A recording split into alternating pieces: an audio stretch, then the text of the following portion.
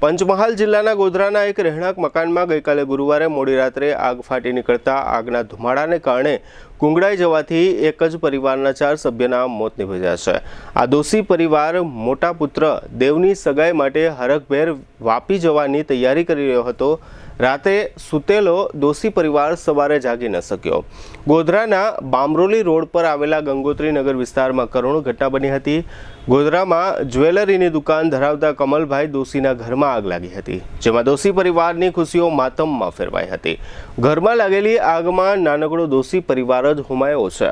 આખા ગોધરા શહેરને સ્તબ્ધ કરી દે તેવી આ ઘટના છે। 50 વર્ષના કમલભાઈ દોશી, તેમના 45 વર્ષના પત્ની દેવલબેન, 24 વર્ષનો પુત્ર દેવ કે જેની આજે સગાઈ હતી, અને 22 વર્ષનો પુત્ર રાજ એમ પરિવારના તમામ 4 સભ્યોના મોતથી ગોધરામાં અરેરાટી વ્યાપી ગઈ છે।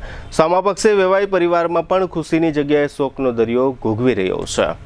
કમલભાઈના મોટા દીકરા દેવ દોશીની આજે સગાઈ હતી। પરિવારે રાતભર સગાઈની તૈયારીઓ કરી હતી। સવારે વહેલા ઉઠીને શુભ પ્રસંગમાં જવાનું હતું એ વિચારે પરિવાર સૂઈ ગયો હતો, પરંતુ તેમને શું ખબર હતી કે તેમની આંખ ઉઘડશે જ નહીં।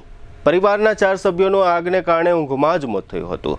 આગની ઘટના બની ત્યારે તેમના મકાનના તમામ બારી દરવાજા અને કાચ બંધ હોવાથી આગનો ધુમાડો આખા મકાનમાં પ્રસરી ગયો હતો અને ગુંગળાઈ જવાથી સમગ્ર પરિવાર કાળનો કોળિયો બની ગયો હતો।